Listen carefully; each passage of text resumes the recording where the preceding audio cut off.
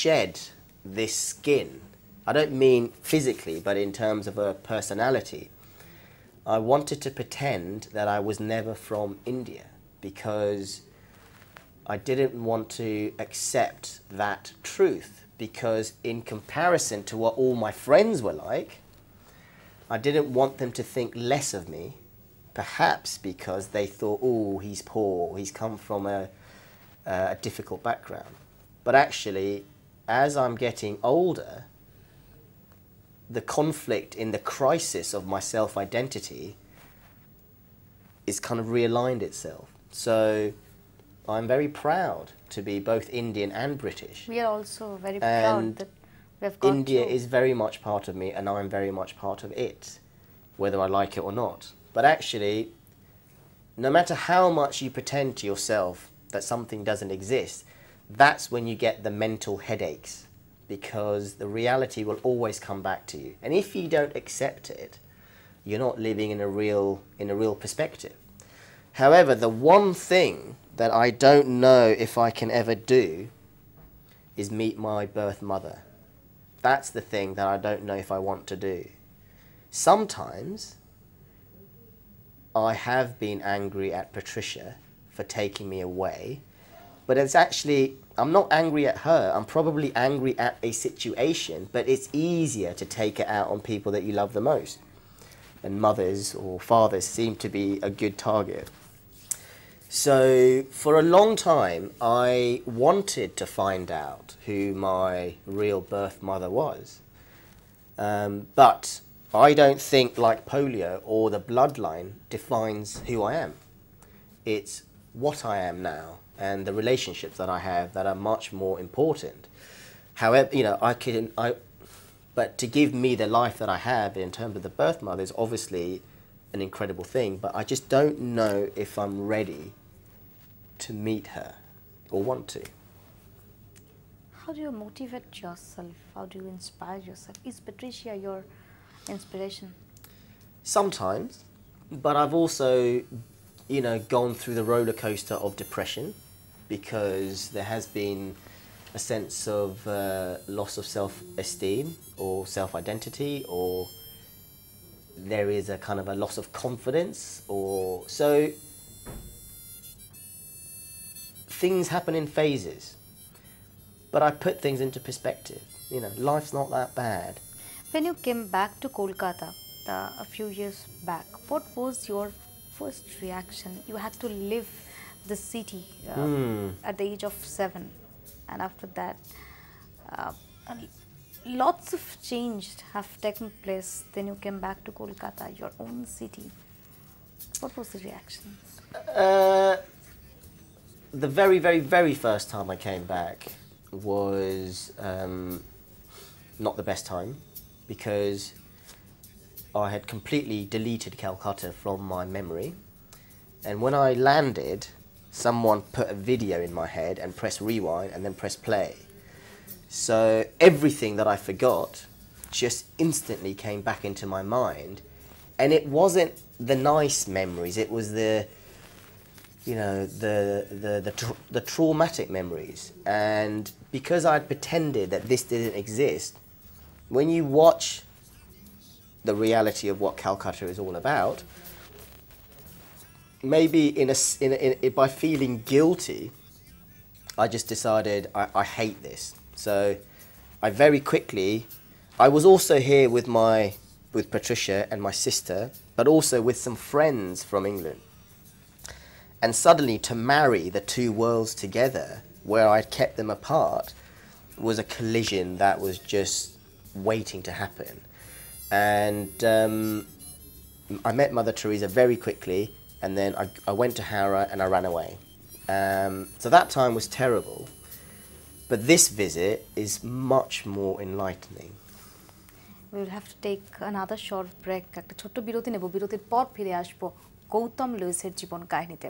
ছোট্ট বিরতির পর সঙ্গে থাকুন 24 ঘন্টা।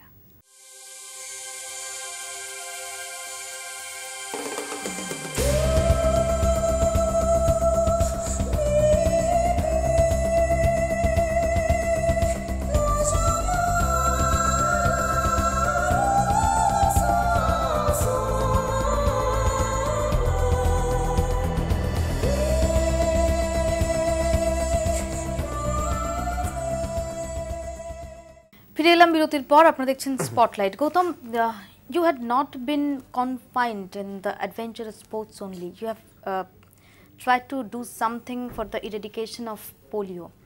So how would you like to contribute to that mission? If I can use my story of the beginning to now to connect with parents that can understand the importance of preventable diseases like polio. But also, I think I'm not technical, so the only way that I'm helping is by a lot of advocacy, lots of awareness raising.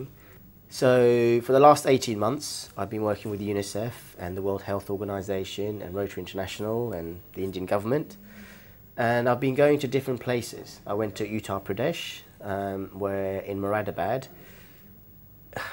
I mean, that place is really poor for lots of reasons.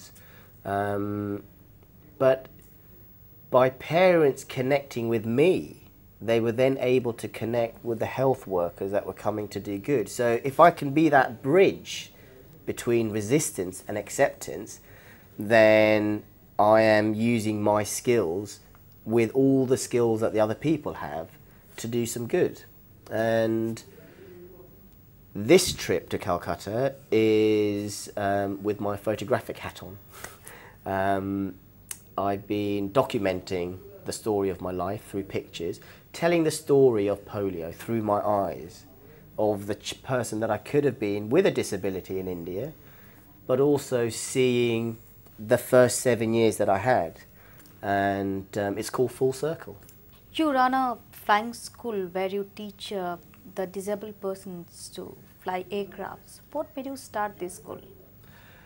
Well, people with disabilities in Great Britain face less obstacles than people in India and other developing countries. There are far more opportunities.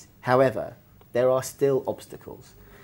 And I experience some obstacles where able-bodied people don't have to. For example, when I drive a car, I use hand controls.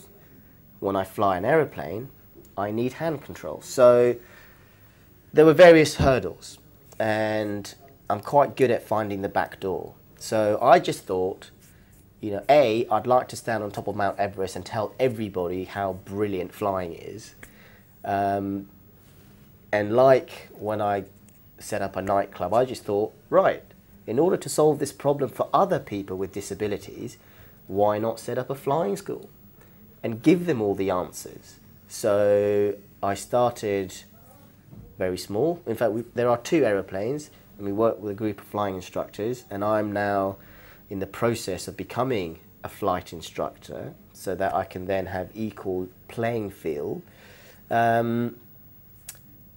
But yeah, because I love flying, because I can understand the reignition of self-belief and self-confidence that you get when you're flying an aeroplane. If you can fly an aeroplane, what else can you do? I must confess that you are one of the most energetic persons I've ever come across. So what's the source of your energy? What is the source of my energy? I don't know. I just love, you know, I live life to the full, put it that way. And I just don't want to get to the end saying, I wish I'd tried this. I wish I did that. So why not just give it a go and see what happens? I've had lots of failures, I'll tell you that. I've had lots of failures. But I think with anything that people do and they become successful in it, if you're passionate about something, then you will never give up. At the end of the show, I would like to know, what's your dream?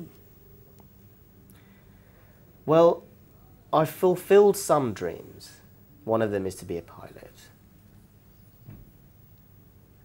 I wouldn't mind being an astronaut. That would be quite fun. I like to do anything that's fun, right? Flying. Thank you so much for joining us and wish all your dreams come true. Thank you so much, Gautam. Gautam Lewis, যার জীবন, যার যেভাবে একের পর এক নিজের প্রতিবন্ধকতা জয় করা এবং একের পর এক শৃঙ্গ জয় করার যে গল্প আমরা শুনলাম, যা আদতে বাস্তব, তা আমাদের শুধুমাত্র যারা শারীরিকভাবে যারা প্রতিবন্ধকতার মুখোমুখি বা মানসিকভাবে প্রতিবন্ধকতার মুখোমুখি তারাই নন, আমরা আমাদের প্রত্যেককে তো নিজেদের বহু বাধা, বহু প্রতিবন্ধকতার সম্মুখীন হতে হয় প্রতিনিয়ত। সেই সমস্ত কিছু কাটিয়ে উঠে নিজের যে লক্ষ্য, সেই লক্ষ্য পূরণের পথে আমাদের পাথেয় হতে পারে। আজকের মতো স্পটলাইট এখানেই শেষ করছি। সঙ্গে থাকুন 24 ঘন্টা।